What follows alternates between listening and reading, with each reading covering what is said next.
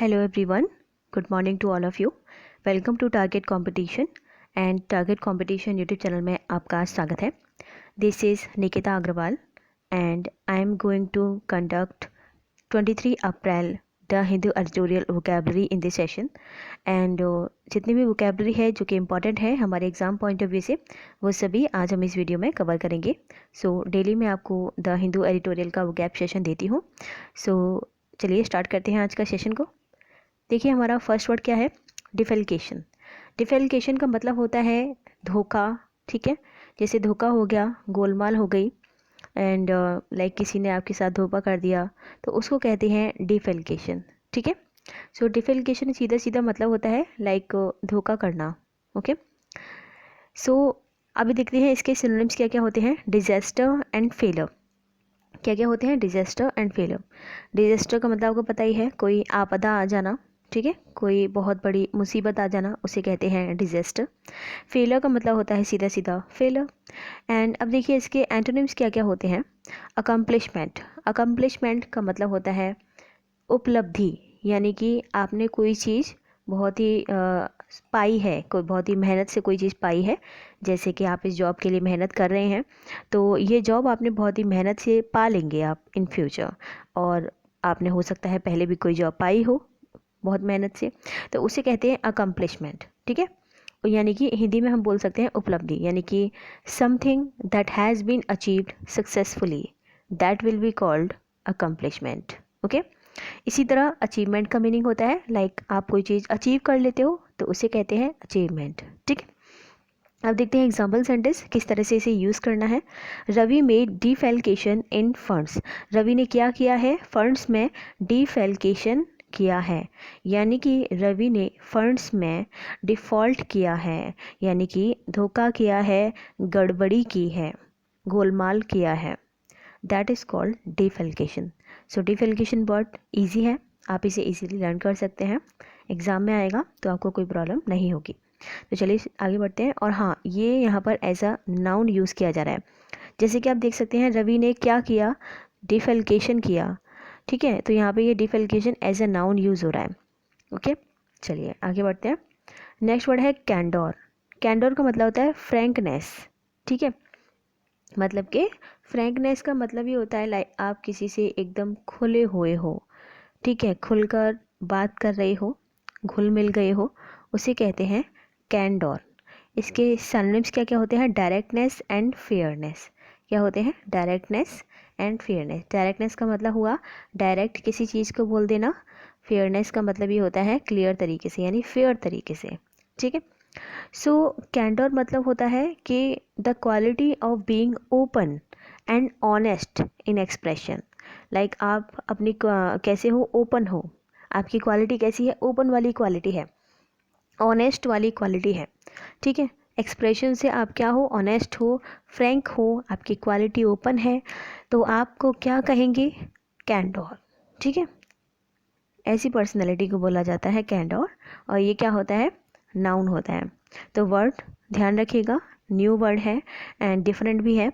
Candour का मतलब होता है फ्रैंकनेस, यानी कि the quality of being open and honest in expression.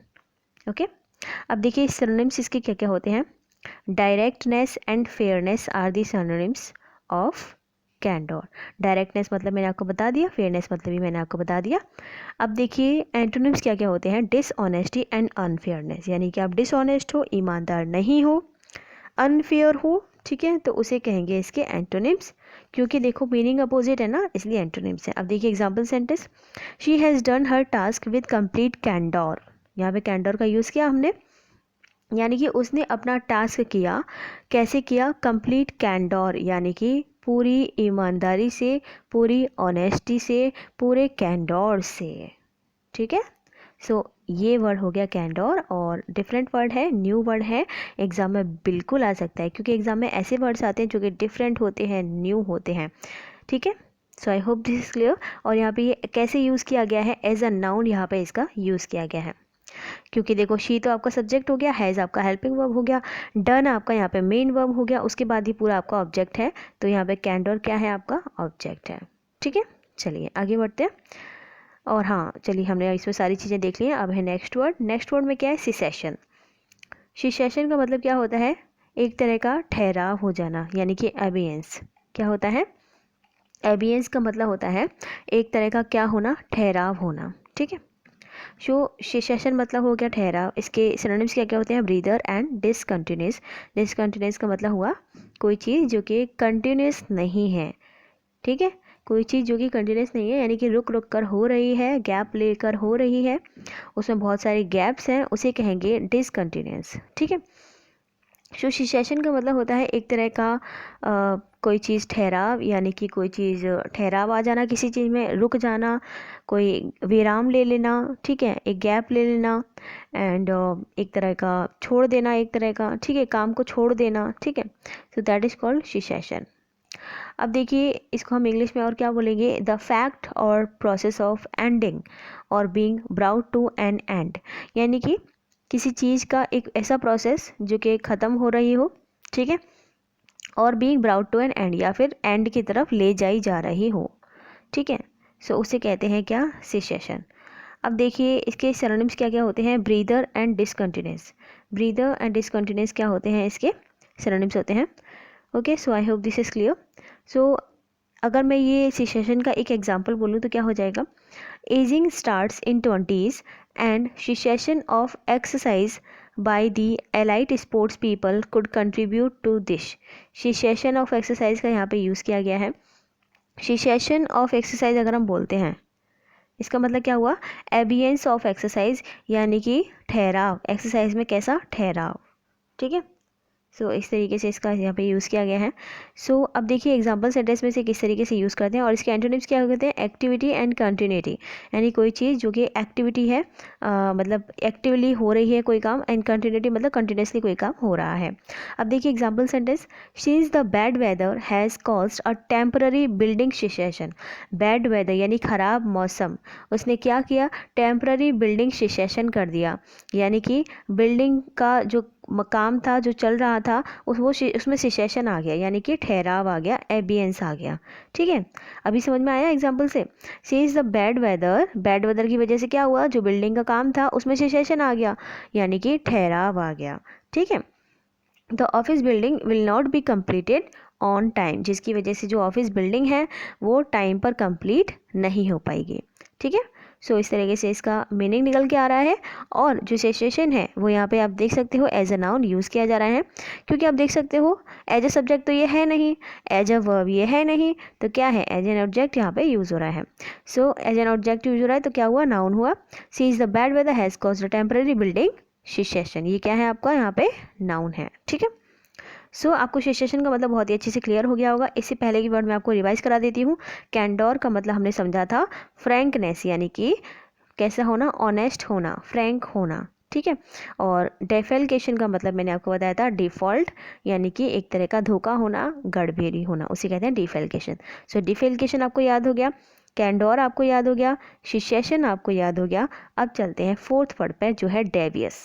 ठीक है, डेवियस का मतलब देखिए क्या होता है? ऐसा पर्सन जो कि कपटी हो, यानी कि जिसके अंदर क्या हो? कपट हो, छल हो, यानी कि धोखा देने वाली उसकी बिहेवियर हो। ठीक है, उसे कहते हैं क्या? उसे कहते हैं डेवियस, यानी कि ऐसा पर्सन जो कि चालाक हो काफ़ी। ठीक है, कैसा हो? चालाक हो, एंड छल करने वाला हो। ठीक है, और ऐसा पर्सन जो कि एक तरह का showing a skilful use of underhanded tactic to achieve goal, यानी कि किसी पर्सन की ऐसी चालाकी किसी पर्सन के अंदर जो कि अपने गोल को अचीव कर ले, इस तरह की चालाकी, लेकिन वो नेगेटिव वाली चालाकी, उसके नेगेटिव वाली चालाकी की यहाँ पे बात कर रहे हैं। ठीक है, so I hope this is clear. हमने समझ लिया डेवियस का मतलब क्या होता है। डेवियस का मतलब होता है कोई पर्सन जो कि चालाक है बहुत ज़्यादा, कपटी है, यानी कि अच्छा नेचर उसका नहीं है। ठीक है, सो अब देखिए इसके सिनोनिम्स क्या क्या होते हैं। डुप्लीशियस, ठीक है, डुप्लीशियस इसके सिनोनिम्स हो जाएंगे, और इंसिडियस भी इसका सिनोनिम्स हो जाएगा। ठीक है, डुप्लीशियस का मतलब होता है कोई पर्सन जो कि डबल फेस रखता हो, तो ऐसा पर्सन जो कि डबल फेस रखता है उसे क्या कहते हैं? डुप्लीशियस कहते हैं। ठीक है, डबल फेस रखने वाला, यानी कि दो फेस रखने वाला, ठीक है, डबल टंग रखने वाला, यानी एक से कोई और बात करे, किसी और से कोई और बात करे, ऐसा पर्सन को बोलते हैं डबल फेस्ड, डबल टंग्ड। ठीक है, so I hope this is clear. So हमने डुप्लीशियस का मीनिंग समझ लिया। अब देखिए इंसीडियस का मीनिंग क्या होता है। इंसीडियस का मतलब वही होता है जैसे कोई पर्सन जो कि धोखेबाज हो, इंसीडियस। ठीक है, इसका मतलब होता है कोई ऐसा पर्सन जो कि कैसा हो, धोखेबाज हो और छल करने वाला हो, यानी कि वो प्रोसीडिंग तो कर रहा है लेकिन हार्मफुल इफ़ेक्ट्स हैं उसके। कैसे इफ़ेक्ट्स हैं? हार्मफुल इफ़ेक्ट्स हैं। वो अच्छा जो है इफ़ेक्ट देने वाला पर्सन नहीं है, अच्छा पर्सन नहीं है, वो एक धोखेबाज पर्सन है और वो अपने काम में सक्सेसफुल तो हो रहा है, और सक्सेसफुल इसीलिए हो रहा है क्योंकि वो लोगों को धोखा दे रहा है, यानी कि लेकिन आगे चल के ऐसे पर्सन को क्या होता है, बहुत बड़ा प्रॉब्लम होती है। ठीक है, सो यहाँ पे हमने इंसीडियस का मतलब क्या समझ लिया। इंसीडियस का मतलब होता है कोई पर्सन जो कि धोखेबाज होता है। डेवियस का मतलब भी होता है कोई पर्सन जो कि धोखेबाज हो, यानी कि कपटी हो, उसको बोलते हैं डिसाइटफुल। एंड डुप्लीशियस का मतलब होता है कोई पर्सन जो कि डबल फेस हो। ठीक है, डबल फेस हो, डबल टंग हो, उसे कहेंगे डुप्लीशियस। तो हमने इन सभी का मीनिंग यहाँ पे समझ लिया है। अब देखिए एंटोनिम्स इसके क्या क्या होते हैं। Honest and forthright. क्या क्या होते हैं? ऑनेस्ट यानी कि कोई पर्सन जो कि ईमानदार हो। ठीक है, तो ऑनेस्ट तो आपने सुना ही होगा, लाइक ऑनेस्ट कोई ऐसा पर्सन जो कि कैसा होता है, ईमानदार होता है। फोर्थराइट का मतलब क्या होता है? फोर्थराइट का मतलब होता है कोई ऐसा पर्सन जो कि साफ दिल का हो। कैसा हो? साफ दिल का हो, ऐसे पर्सन को हम बोलते हैं फोर्थ राइट, यानी कि डायरेक्टली फॉरवर्ड पर्सन, यानी कि ऑफ अ पर्सन और देयर मैनर और speech direct and out spoken, straight forward and honest. कोई ऐसा पर्सन जो कि स्ट्रेट फॉरवर्ड हो, ऑनेस्ट हो, साफ दिल का हो, खरा हो। ठीक है, that person will be called fourth right. So I hope this is clear. क्योंकि डेवियस का मतलब था चालाक पर्सन, कोई धोखेबाज पर्सन, और फोर्थ राइट का मतलब होता है एक straight forward person. That's why this is the antonym of Davies. अब देखते हैं एग्जाम्पल सेंटेंस में इसे किस तरीके से यूज़ करना है। He plays a Davies character. वो कैसा करेक्टर प्ले करता है? डेवियस करेक्टर प्ले करता है। डेवियस करेक्टर प्ले करने का मतलब है कि वो एक धोखा देने वाला उसका करेक्टर है, चालाक उसका करेक्टर है। ठीक है, और अब आप देख सकते हो कैरेक्टर क्या है, यहाँ पे नाउन है, और डेवियस क्या है, यहाँ पे एडजेक्टिव है। आर्टिकल ए के बाद हमने पहले एडजेक्टिव यूज़ किया है, फिर हमने नाउन यूज़ किया है। ठीक है, सो इस तरह से डेवियस का यूज़ हम कर सकते हैं। डेवियस का मतलब कोई पर्सन जो कि चालाक हो। ठीक है, सो सभी के मीनिंग मैंने आपको बहुत अच्छे से समझा दिए हैं, एंड आई होप आपको यहाँ तक कोई डाउट नहीं होगा। सो हम बाद में रिवीजन भी करते चलेंगे साथ साथ। ठीक है, डिस्परेट का मतलब देखिए क्या होता है। डिस्परेट का मतलब होता है कॉन्ट्रास्टिंग। ठीक है, यानी कि किसी पर्सन का कॉन्ट्रास्टिंग होना, यानी कि थोड़ा सा डिफरेंट होना, दैट इज कॉल्ड डिस्परेट।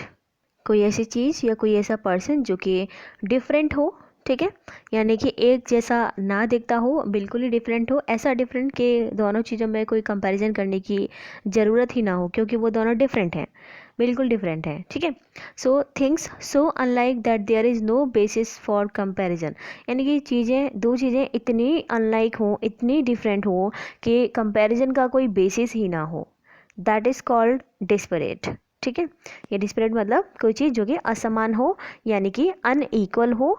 ठीक है, अनलाइक हो, डिसिमिलर हो, डिफरेंट हो, that will be called desperate. अब देखते हैं इसके सिनोनिम्स क्या क्या होते हैं। सो कॉन्ट्रास्टिंग का मतलब भी वही होता है, एकदम डिफरेंट होना। ठीक है, सिनोनिम्स क्या क्या होते हैं। Discordant and diverse. क्या क्या होता है? Discordant and diverse. डिस्कॉर्डेंट का मतलब देखिए क्या होता है, वही जो कि कोई पर्सन जो कि डिसएग्री हो और इनकॉन्ग्रुअस हो, यानी कि of a harsh and jarring because of lack of harmony. कोई ऐसा पर्सन जिसके अंदर शांति ना हो, हारमोनी ना हो, तो वो कैसा होगा? हार्श साउंड करने वाला होगा। हार्श साउंड करने वाला मतलब तेज बोलने वाला, खराब बोली बोलने वाला। ठीक है, सो उसे कहते हैं हार्श साउंड। सो डिसएग्रीइंग का मतलब हुआ कोई पर्सन जो कि एग्री ना करे किसी की बात से। ठीक है, यानी कि अगर मैं हिंदी में बोलूँ तो जो बेसुर बोलते हैं, बेसुर मतलब जिसके सुर अच्छे ना हो, जिसकी बोली अच्छी ना हो। ठीक है, उसे कहते हैं क्या? डिस्कॉर्डेंट। क्या कहते हैं? डिस्कॉर्डेंट। सो डिस्कॉर्डेंट का मीनिंग आपको समझ में आ गया होगा। तो हम एक इस तरह से बोल सकते हैं, किसी साउंड के लिए भी डिस्कॉर्डेंट बोल सकते हैं, जैसे कि they sing a discordant series of sounds that can be alternately tuneful and rasping. तो वो एक डिस्कॉर्डेंट सीरीज ऑफ साउंड कोई अगर बोलता है, डिस्कॉर्डेंट सीरीज ऑफ साउंड का मतलब क्या होता है कि बिल्कुल ही हार्श साउंड वाली सीरीज। ठीक है, सो डिस्कॉर्डेंट का मतलब ये हो गया। यानी कि एकदम बेकार चीज़ कोई एक इस तरह से, ठीक है। डाइवर्स का मतलब क्या होता है, डाइवर्स हो जाना, लाइक अपने रास्ते से भटक जाना, ठीक है, उसे कहते हैं डाइवर्स। डाइवर्स का मतलब एक और होता है, वो ये होता है कि किसी चीज़ का बहुत ही ज़्यादा डिफरेंट होना, यानी कि डाइवर्ट का मतलब होता है मतलब रास्ते से भटक जाना, ये डाइवर्स है। सो डाइवर्स का मीनिंग होता है showing a great deal of variety, यानी वेरी डिफरेंट, किसी चीज़ का बिल्कुल ही डिफरेंट होना किसी चीज़ से, उसे कहते हैं डाइवर्ज, यानी कि एकदम ही अलग होना, यानी कि वेरी डिफरेंट, ठीक है, उसे कहते हैं डाइवर्स। एग्रीइंग, एग्रीइंग का मतलब क्या होता है, एग्री करना किसी की बात से, ठीक है, स्वीकार करना, ठीक है, किसी की बात से सहमत होना, उसे कहते हैं एग्रीइंग, ठीक है। इसके अलावा आपका अलाइक, अलाइक का मतलब क्या होता है, दो चीज़ों का सेम सेम होना, उसे कहते हैं अलाइक, ठीक है। अलाइक का मतलब क्या होता है, एक समान जो होता है उसे कहते हैं अलाइक, यानी कि दो ऑब्जेक्ट जो कि एक दूसरे के सिमिलर हो, एक जैसे दिखते हो, या दो पर्सन जो एक दोनों एक दूसरे के दिखते हो, एक दूसरे के जैसे दिखते हो, उसे कहते हैं अलाइक, ठीक है। ओके, सो अलाइक का मतलब आपको समझ में आ गया होगा। अलाइक का मतलब होता है एक जैसा होना, एग्रीइंग का मतलब होता है सहमत होना, डिस्कॉर्डेंट का मतलब मैंने आपको बताया कोई हार्श साउंड होता है वो, एंड डाइवर्स का मतलब होता है बहुत ही ज़्यादा डिफरेंट होना, एंड डिस्परेट का मीनिंग मैंने आपको बताया कि इसका सेम मीनिंग जो डाइवर्स का होता है ना, वही सेम मीनिंग डिस्परेट का होता है, बहुत ही ज़्यादा कॉन्ट्रास्टिंग होना, यानी कि डिफरेंट होना, ठीक है। अब देखिए एग्जाम्पल सेंटेंस में से किस तरीके से यूज़ करते हैं। Anamika made desperate arguments, Anamika ने क्या किया, डिस्परेट आर्ग्यूमेंट्स जो है किए, यानी कि ऐसे आर्ग्यूमेंट जो कि बहुत ही डिफरेंट है, ठीक है, बहुत ही लाइक आर्ग्यूमेंट जो टॉपिक चल रहा है उससे बहुत ही ज़्यादा डिफरेंट है, उस तरह के आर्ग्यूमेंट जो है किसने किए हैं, अनामिका ने किए हैं, यानी कि essentially different in kind, and कोई कंपैरिजन नहीं है, मतलब एक तरह का, इस तरह के आर्ग्यूमेंट्स जो हैं अनामिका ने किए हैं। डिस्परेट यानी कि ऐसी चीज़, ऐसे कंपैरिजन, यानी कि ऐसे इतना डिफरेंट होना कि कोई कंपैरिजन ही ना हो, ठीक है, उसे कहते हैं डिस्परेट। चलिए अब इसमें देखते हैं हमने किस तरह से डिस्परेट का यूज़ किया है। आर्ग्यूमेंट्स के पहले यूज़ किया है, आर्ग्यूमेंट क्या है, नाउन है, तो डिस्परेट क्या हो जाएगा, एडजेक्टिव हो जाएगा, ठीक है। चलिए नेक्स्ट है डिस्टॉर्ट। डिस्टॉर्ट का मतलब होता है व्याकुल, यानी कि वेरी अपसेट, किसी चीज़ का किसी पर्सन का क्या होना, वेरी अपसेट, यानी कि बहुत ही ज़्यादा व्याकुल हो जाना, चिंता करने लग जाना, उसे कहते हैं डिस्ट्रॉट। एंड इसके सिनोनिम्स क्या क्या होते हैं, एजिटेटेड एंड अनेक्शियस। एजिटेटेड एंड अनेक्शियस का मतलब भी होता है वही परेशान होना, चिंतित होना।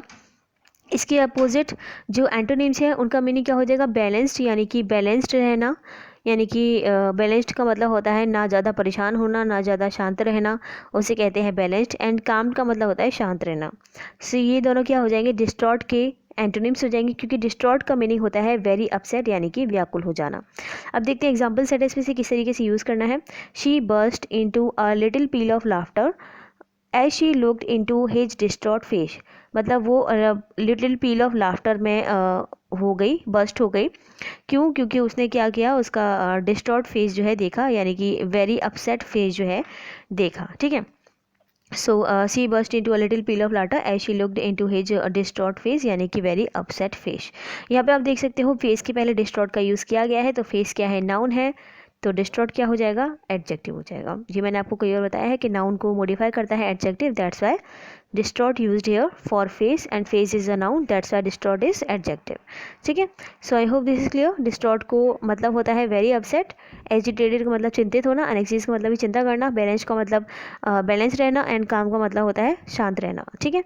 चलिए नेक्स्ट है एक्सट्रीगेट। एक्सट्रीगेट का मतलब होता है अलग करना, यानी गेट आउट ऑफ सिचुएशन, ठीक है, यानी कि अलग हो जाना एक तरह से। तो gate out of a situation, यानी कि एक सिचुएशन से गेट आउट हो जाना, यानी कि अलग हो जाना। मान लो कहीं पर बहुत ज़्यादा कुछ हो रहा है तो आप वहाँ से चले गए हो, ठीक है, उसे कहते हैं क्या, एक्सट्रीगेट करना, यानी अलग होना। इसी तरह से डिटैच का मतलब भी होता है डिटैच होना, यानी कि अलग होना, एंड एक्सट्रैक्ट का मतलब भी होता है अलग करना, ठीक है। एक्सट्रैक्ट करना, लाइक आपने कुछ क्लीन कर रहे हो, तो क्लीनिंग में आपने क्या किया, दो चीज़ें मिक्स थी तो आपने दोनों चीज़ों को क्या किया, एक चीज़ को अगर आप निकाल रहे हो तो उसे आप क्या कर रहे हो, एक्सट्रैक्ट कर रहे हो, ठीक है। अब देखिए एंटोनिम्स क्या क्या होते हैं, अटैच एंड कनेक्ट। अटैच मतलब अटैच करना, यहाँ पे डिटैच था, डिटैच का अपोजिट अटैच होता है। कनेक्ट था, कनेक्ट का मतलब होता है एक साथ, वही अटैच करना, और डिटैच बिल्कुल डिफरेंट होता है, दैट्स वाई यहाँ पर अटैच एंड कनेक्ट जो है वो क्या हो जाएंगे, एंटोनिम्स हो जाएंगे, ठीक है। सो एक्सट्रीगेट का मतलब हमने देख लिया। एक्सट्रीगेट का मतलब होता है get out of a situation, extricate होना, एंड डिटैच का मतलब अलग अलग करना, एक्सट्रैक्ट का मतलब भी अलग करना, अटैच का मतलब मिलाना, कनेक्ट का मतलब भी मिलाना। अब देखते हैं एग्जाम्पल सेंटेंस में किसी किस तरीके से यूज़ करना है। M A was trying to extricate himself from official duties. M A क्या कर रहा था?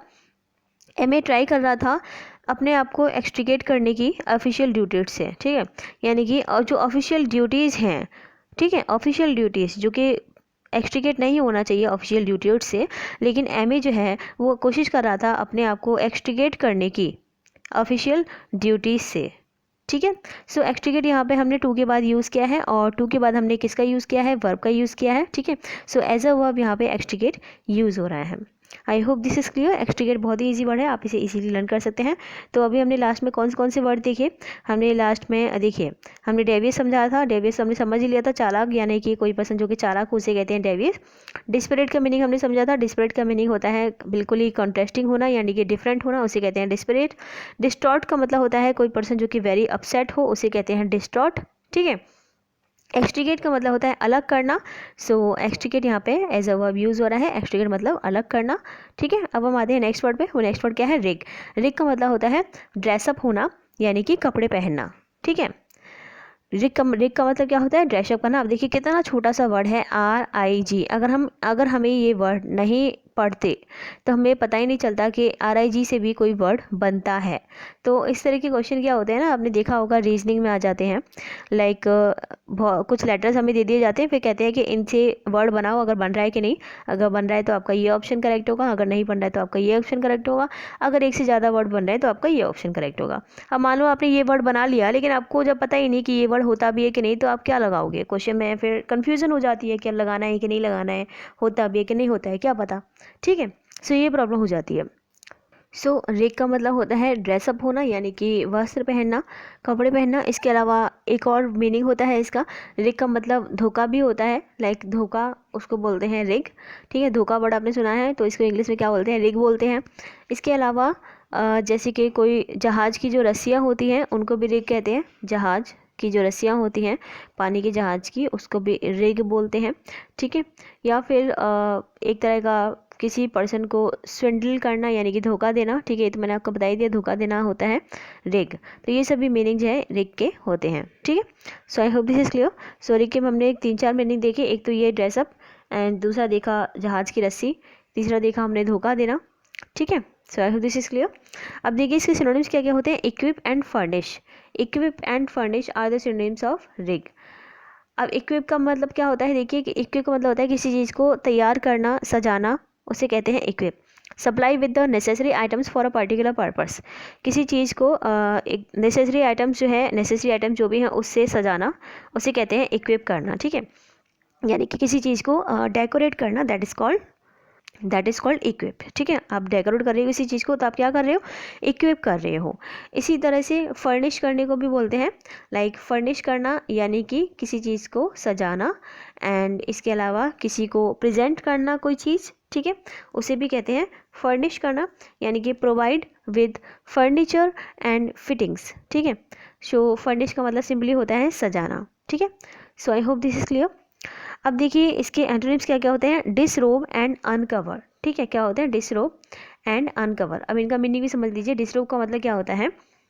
डिसरोब का मतलब होता है यानी कि कपड़े उतारना, उसे कहते हैं disrobe. So take off one's clothes, take off one's clothes, that is called disrobe, ठीक है। So I hope this is clear. And uncover का मतलब भी होता है किसी चीज़ को अनकवर करना, जैसे कि कोई गिफ्ट है, आप गिफ्ट को, आप जो कवर है उसको आप निकाल रहे हो, यानी कि आप उसे क्या कर रहे हो? अनकवर कर रहे हो। अब देखिए एग्जाम्पल सेंटेंस में से किस तरीके से यूज़ करते हैं। The children return from Box Hill and are rigged out for church.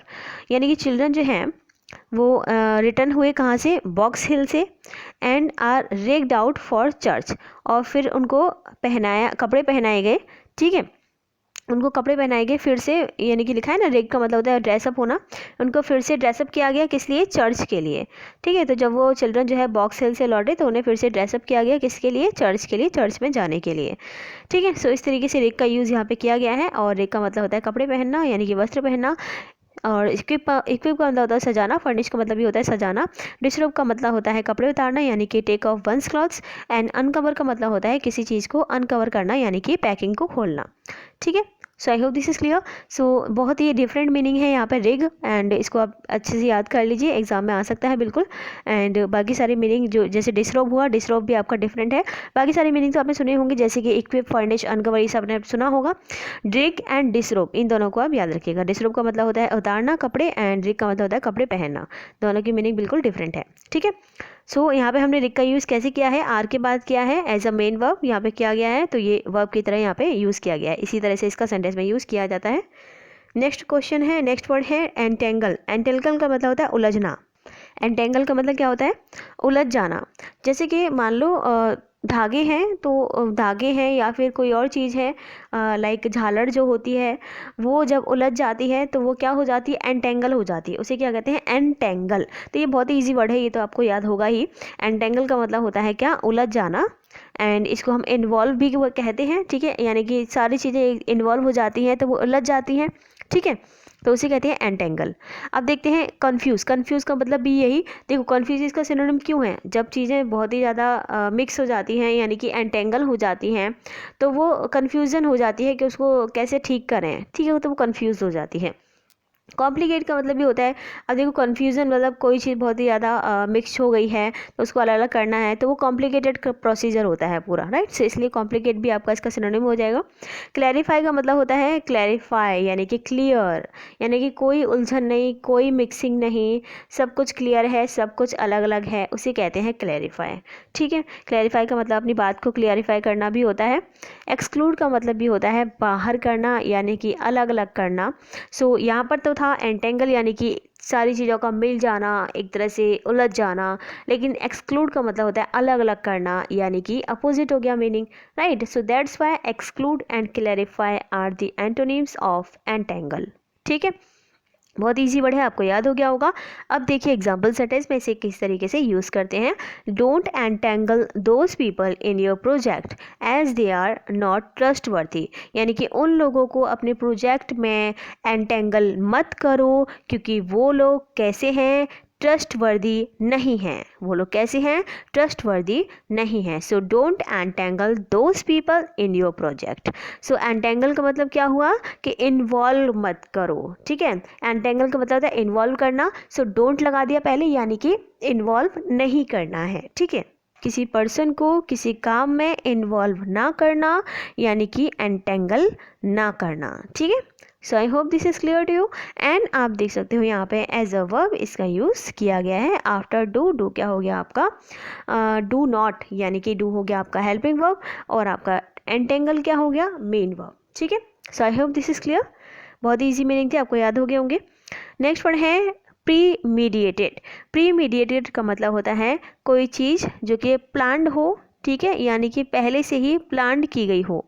So pre mediated मतलब क्या हुआ, कोई चीज़ जो कि पहले से प्लान्ड हो उसे कहते हैं प्री मीडिएटेड, यानी कि आपने कोई चीज़ पहले से ही प्लान करके चली है। जैसे कि आपके घर में कोई फंक्शन है तो फंक्शन के लिए आप क्या करते हो, पहले से ही सारी चीज़ों को प्लान करके चलते हो, तो उसे कहते हैं प्री मेडिटेटेड।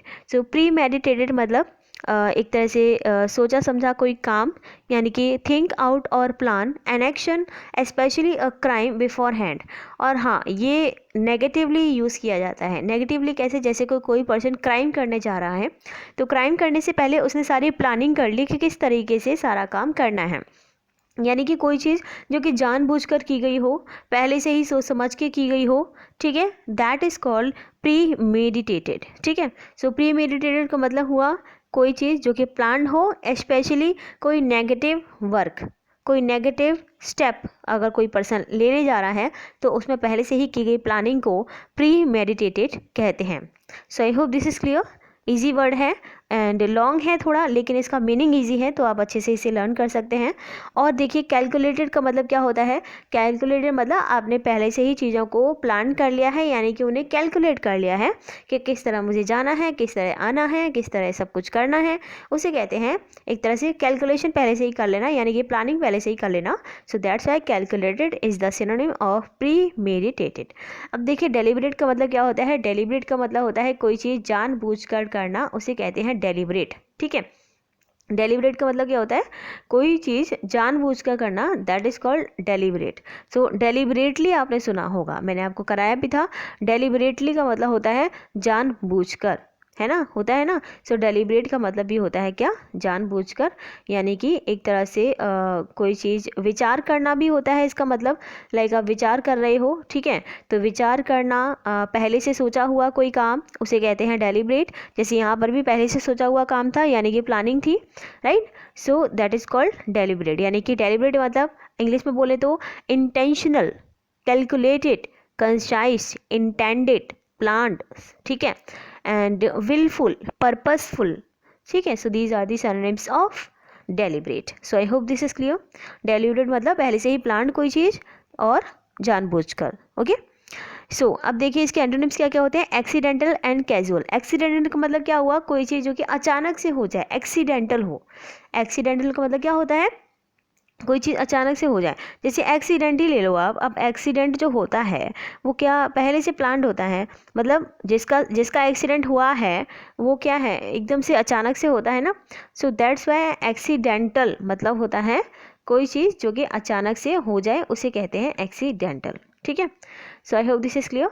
कोई चीज़ जो कि अचानक से होती है, यानी कि समथिंग हैपन्स सडनली, यानी कि हैपनिंग बाय चांस, अनइंटेंशनली और unexpectedly, that will be called accidental.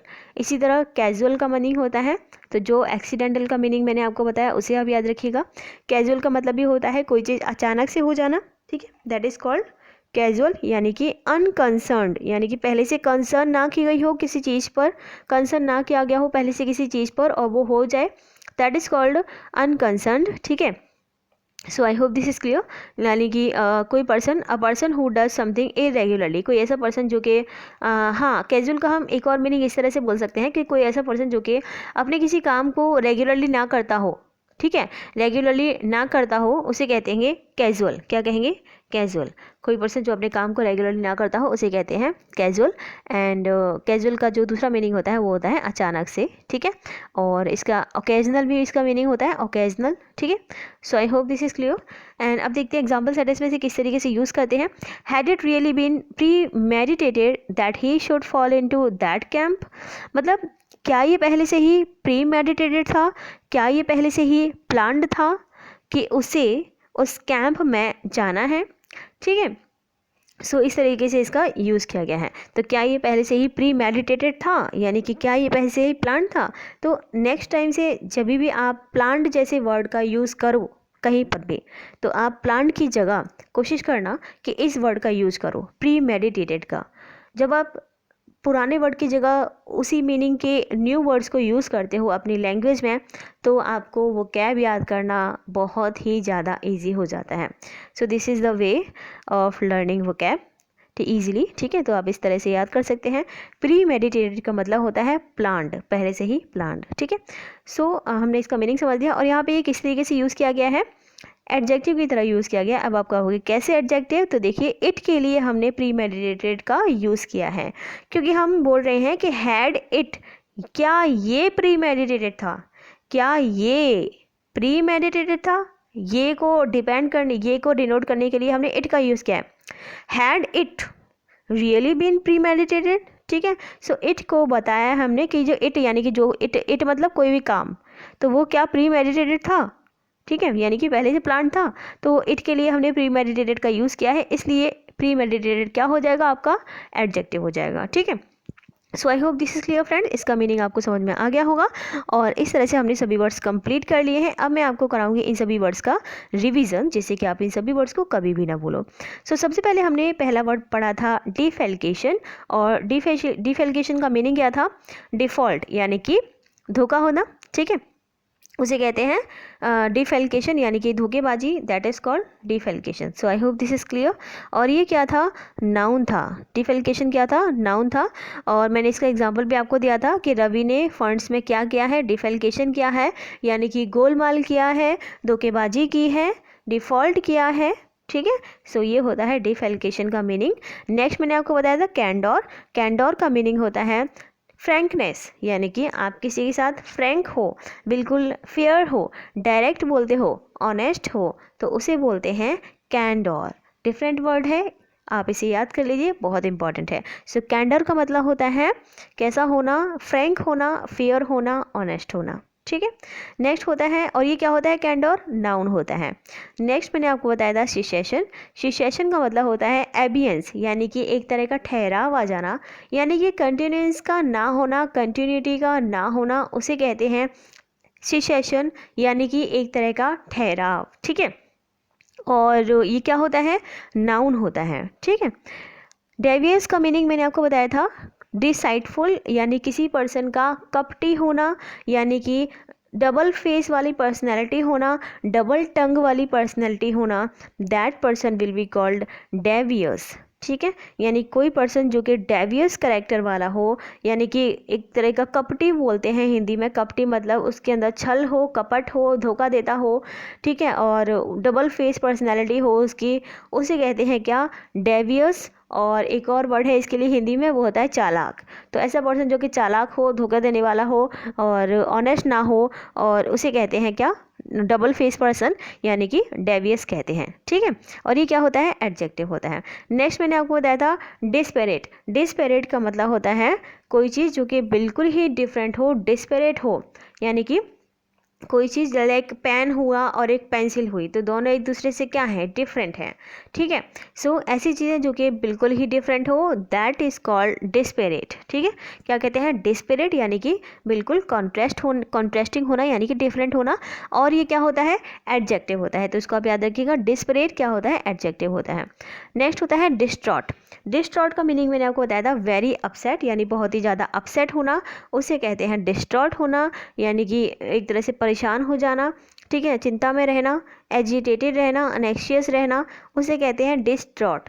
Different word है, क्योंकि अभी तक आपने अपसेट वर्ड सुना होगा, एजिटेटेड वर्ड सुना होगा, अनेक्शियस सुना होगा, लेकिन डिस्ट्रॉट अगर आपने नहीं सुना है तो आप इसे भी याद कर लीजिए। डिस्ट्रॉट का मतलब होता है वेरी अपसेट, यानी कि अनेक्शियस, यानी कि एजिटेटेड, ठीक है। So I hope this is clear. Distraught को आप याद रखिएगा, और ये क्या होता है, एडजेक्टिव होता है। नेक्स्ट वर्ड मैंने आपको बताया था एक्सट्रीगेट। एक्सट्रीगेट का मतलब होता है get out of a situation, यानी किसी सिचुएशन से बाहर आना, डिटैच होना, एक्सट्रैक्ट होना, that is called extricate. So easy word है एक्सट्रीगेट, जो वर्ड है उसी को पढ़कर ही पता चल रहा है कि इसका मतलब होता है अलग आना, अलग होना, सेपरेट होना, ठीक है। सो सेपरेशन यानी कि अलग होना, दैट इज कॉल्ड एक्सट्रीगेट, ठीक है। और ये क्या होता है, वर्ब होता है। नेक्स्ट वर्ड मैंने आपको बताया था रिग। रिग का मतलब होता है ड्रेसअप होना, कपड़े पहनना। So this is also an easy word and आप इसे इजीली लर्न कर सकते हैं। और इसका मीनिंग बस आप याद रखिएगा, डिफरेंट है थोड़ा वर्ड। रिग, रिग का मतलब होता है ड्रेसअप होना, और ये क्या होता है, वर्ब होता है। नेक्स्ट मैंने आपको बताया था एंटेंगल। एंटेंगल भी इजी वर्ड है। एंटेंगल का मतलब होता है इन्वॉल्व, यानी कि उलझ जाना, ठीक है।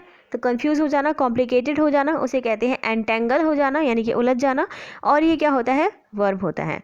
और नेक्स्ट मैंने आपको बताया था प्री मेडिटेटेड, जिसका मीनिंग होता है प्लान्ड। कोई चीज़ जो कि पहले से ही प्लान्ड हो, उसे कहते हैं प्री मेडिटेटेड, ठीक है। I hope this is clear. And pre meditated के सिनोनिम्स मैंने आपको बताए थे, कैलकुलेटेड एंड डेलिब्रेट। सो इस वर्ड में आपको कोई प्रॉब्लम नहीं होना चाहिए। प्री मेडिटेटेड डिफरेंट वर्ड है, और जैसे कि मैंने आपको बताया था, अगर आपको कहीं पर प्लान्ड वर्ड का यूज़ करना है तो आप सीधा सीधा प्री मेडिटेटेड वर्ड का यूज़ करो, क्योंकि आप पुराने वर्ड को जगह उसी मीनिंग के न्यू वर्ड का अगर आप यूज़ करते हो तो आपके लिए वो कैब को लर्न करना बहुत ही ज़्यादा ईजी हो जाता है। So this is the way of learning vocab easily. So I hope this is clear. Premeditated का मतलब होता है कोई चीज़ जो पहले से ही प्लान हो, और ये क्या होता है, एडजेक्टिव होता है। सो फ्रेंड्स, इस तरह से हमने कर लिया है बहुत ही अच्छे से रिवीजन, सभी वर्ड्स को हमने समझ भी लिया है। और आई होप, मैं उम्मीद करती हूँ कि आपको सभी वर्ड्स, ये वीडियो देखते देखते सारे वर्ड्स आपको लर्न भी हो गए होंगे, ठीक है। और बस आपको एक काम और करना है कि आपको इन सभी वर्ड्स को टाइम टू टाइम रिवीजन करते रहना है, जिससे कि आप इन वर्ड को भूल ना जाओ, क्योंकि आप जानते हो हमारा माइंड ऐसा होता है कि हम धीरे धीरे कुछ टाइम बाद चीज़ों को भूलने लग जाते हैं। तो मैं नहीं चाहती आप इतना लर्न करने के बाद इन चीज़ों को भूलो। तो बस आपको रिवीजन करना है, और रिवीजन करने में आपको बिल्कुल भी टाइम नहीं लगता है। So you must revise all these words, ठीक है। सो अगर आपको हमारे टेलीग्राम ग्रुप एंड चैनल से जुड़ना है, उसका लिंक मैंने description box and comment box में दे दिया है, वहाँ पे क्लिक करके आप ज्वाइन कर सकते हैं। अगर आपको वीडियो यूज़फुल लगी है तो वीडियो को लाइक कीजिएगा, कमेंट करके आप मुझसे कोई भी डाउट पूछ सकते हैं, शेयर कीजिएगा वीडियो को जहाँ पर भी आप शेयर कर सकते हैं, सब्सक्राइब कर लीजिएगा वीडियो को, एंड चैनल को एंड सब्सक्राइब करने के बाद बेल आइकन को दबाइएगा नेक्स्ट वीडियो को देखने के लिए। मैं आती हूँ 5 PM पर लाइव में हम करते हैं क्विज सेशन। सो अगर आपको क्विज सेशन में पार्टिसिपेट करना है तो आप आज 5 PM पर रेडी रहिएगा। डेली 5 PM पर हम करते हैं लाइव क्विज सेशन। तो अगर आपको नहीं पता है तो आज आप रेडी रहिएगा लाइव क्विज सेशन के लिए, एंड हम डेली करते हैं, सो डेली आपको 5 PM पर रेडी रहना है। थैंक यू, मिलते हैं नेक्स्ट वीडियो में, बहुत ही यूज़फुल वीडियो में। कल इसी तरह से मैं आपके लिए लेके आऊँगी मॉर्निंग में वोकैब का सेशन, और मेरी पूरी यही कोशिश रहती है कि जो भी मैं वोकैब करा रही हूँ वो आपको वीडियो देखते देखते ही पूरी एंड में लर्न हो जाए। और इसीलिए मैं वर्ड्स को समझने के बाद, सारे वर्ड समझाने के बाद फिर हम करते हैं उसका रिवीजन। तो रिवीजन हमने कर लिया, समझ भी लिया है, ठीक है। So I hope this is clear and I hope आपको सारी चीज़ें लर्न हो गई होंगी। इसी उम्मीद के साथ मिलते हैं नेक्स्ट वीडियो में। Thank you.